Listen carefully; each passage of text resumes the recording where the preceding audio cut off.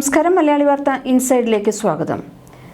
യുഎസുമായുള്ള സൈനിക സംഘർഷം ദീർഘകാലം നീണ്ടുനിന്നാലും നേരിടാൻ രാജ്യം സജ്ജമാണ് എന്ന മുന്നറിയിപ്പുമായി ഇറാന്റെ ഇസ്ലാമിക് റവല്യൂഷണറി ഗാർഡ് കോർ.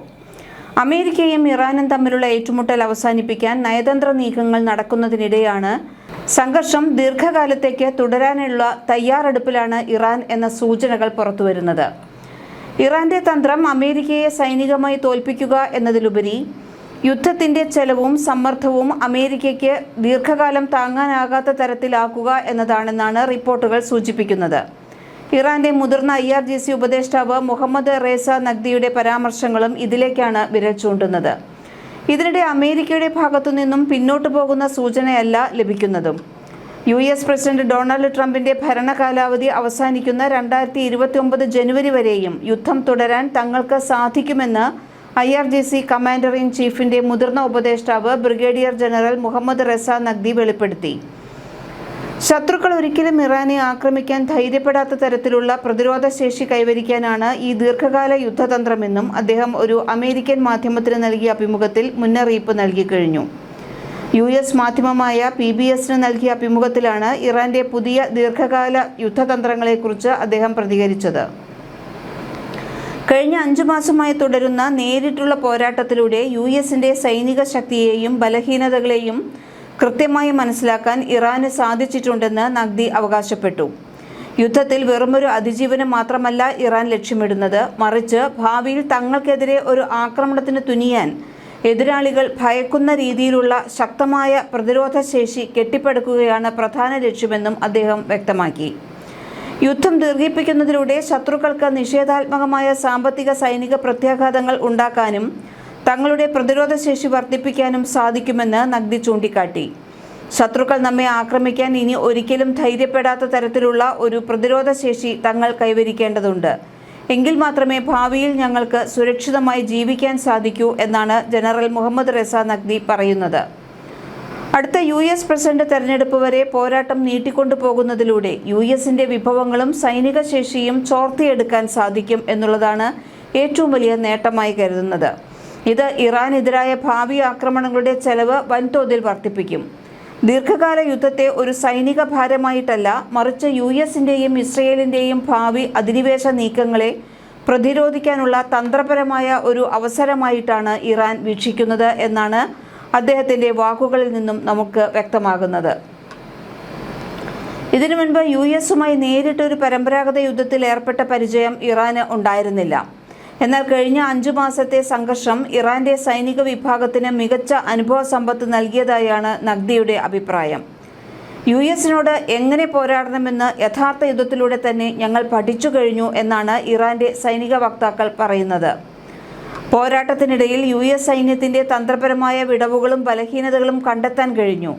ഇറാന്റെ ഭരണ നേതൃത്വത്തെ പുറത്താക്കുക, രാജ്യത്തെ ജനങ്ങളെ വിഭജിക്കുക എന്നീ USന്റെ 2 പ്രധാന യുദ്ധ ലക്ഷ്യങ്ങളും തടയാൻ തങ്ങൾക്ക് സാധിച്ചു. എന്നാൽ ഇറാൻ അവരുടെ അവസാന ലക്ഷ്യത്തിൽ ഇതുവരെ എത്തിച്ചേർന്നിട്ടില്ല എന്നും പൂർണ്ണമായ സുരക്ഷ ഉറപ്പാക്കുന്നതുവരെ പോരാട്ടം തുടരുമെന്നും കമാൻഡർ കൂട്ടിച്ചേർത്തു. ഇറാന്റെ മിസൈൽ ശേഖരം തീരാറായി എന്ന തരത്തിലുള്ള രാജ്യാന്തര റിപ്പോർട്ടുകളെ നഖ്ദി പൂർണ്ണമായും തള്ളിപ്പറഞ്ഞു. നിലവിൽ ഇറാൻ ദിനംപ്രതി വിക്ഷേപിക്കുന്ന മിസൈലുകളേക്കാൾ കൂടുതൽ എണ്ണം രാജ്യത്ത് നിർമ്മിക്കുന്നുണ്ടെന്നാണ് അദ്ദേഹം അഭിപ്രായപ്പെട്ടത്. മിസൈലുകൾ എവിടെയാണ്, എങ്ങനെയാണ് നിർമ്മിക്കുന്നത് എന്ന് വെളിപ്പെടുത്താൻ തയ്യാറാകാതിരുന്ന അദ്ദേഹം സുരക്ഷിതമായ ആയുധങ്ങൾ ഉൽപ്പാദിപ്പിക്കാൻ ഇറാന് വിവിധ വഴികളുണ്ടെന്ന് വ്യക്തമാക്കി. യുദ്ധം വർഷങ്ങളോളം നീണ്ടുനിന്നാലും റോക്കറ്റുകളും മിസൈലുകളും തൊടുത്തുവിടാൻ തങ്ങൾക്ക് യാതൊരു തടസ്സവും ഉണ്ടാകില്ല എന്നാണ് നഖ്ദി പറയുന്നത്. തങ്ങളുടെ മിസൈൽ ശേഖരം പൂർണ്ണമായി തീർന്നാൽ പോലും ഇറാൻ വളരെ കൂടുതൽ അപകടകാരിയായി ഇനിയും മാറും. ലോകമെമ്പാടും പടർന്നുകിടക്കുന്ന USന്റെ ആയിരക്കണക്കിന് സാമ്പത്തിക താൽപ്പര്യങ്ങളെയും കേന്ദ്രങ്ങളെയും എല്ലാം ലക്ഷ്യമിടാൻ ഇറാന് ഇനി സാധിക്കുമെന്നാണ് നഖ്ദി മുന്നറിയിപ്പ് നൽകിക്കൊണ്ടിരിക്കുന്നത്. ഇറാന്റെ സൈനിക നയത്തിൽ കാതലായ മാറ്റങ്ങൾ വന്നിട്ടുണ്ടെന്ന് ബ്ലൂംബെർഗ് റിപ്പോർട്ട് ചെയ്യുന്നു. പ്രതിരോധത്തിൽ നിന്ന് മാറി അനുയോജ്യമായ സാഹചര്യത്തിലും ഉത്തരവ് ലഭിക്കുന്ന ഘട്ടത്തിലും ശത്രുവിന്റെ മണ്ണിലേക്ക് നേരിട്ട് ആക്രമണം വ്യാപിപ്പിക്കുന്ന വളരെ ആക്രമണാത്മകമായ ഒരു നിലപാടിലേക്ക് ഇറാൻ മാറിക്കഴിഞ്ഞു എന്ന് നഖ്ദി സൂചിപ്പിച്ചു. ഇതോടെ പ്രശ്നത്തിന്റെ പ്രധാന കേന്ദ്രമായി വീണ്ടും മാറുന്നത് ലോകത്തിലെ ഏറ്റവും പ്രധാനപ്പെട്ട എണ്ണക്കപ്പൽ പാതകളിലൊന്നായ ഹോർമൂസ് കടലിടുക്കാണ്. ഹോർമുസിലൂടെയുള്ള കപ്പൽ ഗതാഗതം ഇതിനകം തന്നെ സാധാരണ നിലയേക്കാൾ താഴ്ന്നിട്ടുണ്ട്. ഇറാനും അമേരിക്കയും ഈ തന്ത്രപ്രധാന കടലിടുക്കിന്റെ നിയന്ത്രണം സംബന്ധിച്ച് പരസ്പരം അവകാശവാദങ്ങൾ ഉന്നയിക്കുകയാണ്. ഇതിനിടെ മറ്റൊരു ആശങ്കാജനകമായ സംഭവവും UAEയുടെ ദേശീയ എണ്ണ കമ്പനിയായ ADNOCയുമായി ബന്ധപ്പെട്ട 2 കപ്പലുകൾക്ക് ഹോർമുസിൽ ആക്രമണമുണ്ടായതായി UAE ആരോപിച്ചു. സംഭവത്തിൽ ആളപായമൊന്നും ഉണ്ടായിട്ടില്ലെങ്കിലും ആഗോള ഊർജ്ജ സുരക്ഷയെക്കുറിച്ചുള്ള ആശങ്ക ഇതോടെ കൂടുതൽ ശക്തമായിരിക്കുകയാണ്. ഇതിന്റെ പ്രതിഫലനം എണ്ണ വിപണിയിലും കാണാം. അമേരിക്കയുടെ ഉപരോധ ഭീഷണിയും ഹോർമുസിലെ സംഘർഷവും കാരണം വെള്ളിയാഴ്ച ബ്രെന്റ് ക്രൂഡിന്റെ വില ഏകദേശം $88.50 വരെ ഉയർന്നു.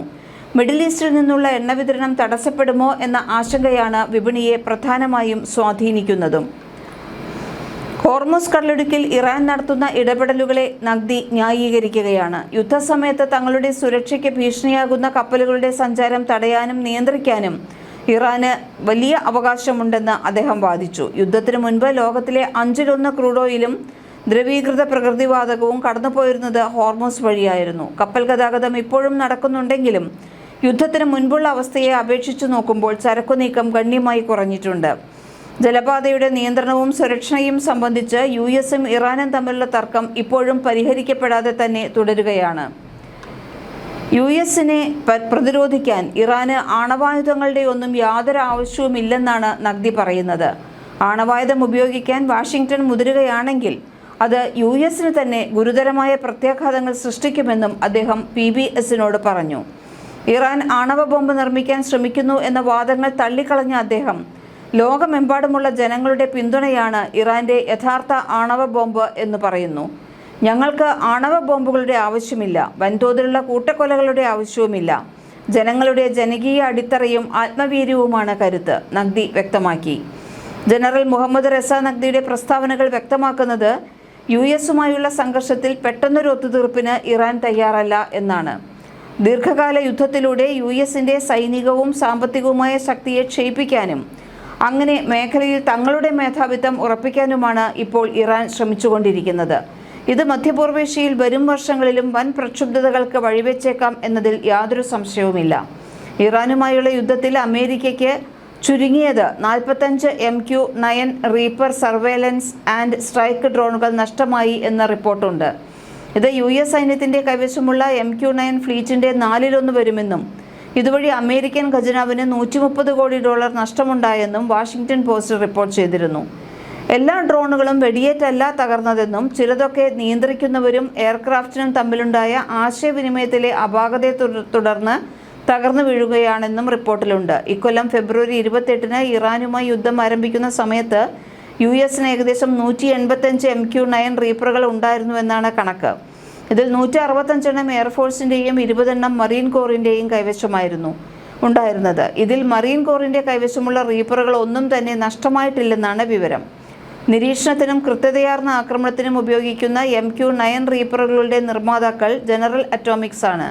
2007-ൽ US സൈന്യത്തിന്റെ ഭാഗമായ ഇവ മിഡിൽ ഈസ്റ്റിലെയും അഫ്ഗാനിസ്ഥാൻ, ഇറാഖ് തുടങ്ങിയിടങ്ങളിലെയും ഭീകരവിരുദ്ധ പ്രവർത്തനങ്ങളിലും സംഘർഷ മേഖലയിലുമാണ് ഉപയോഗിച്ചു വന്നിരുന്നത്. ശേഷി അനുസരിച്ച് 3 കോടി മുതൽ 5 കോടി രൂപ വരെയാണ് ഒരു റീപ്പറിന്റെ വില.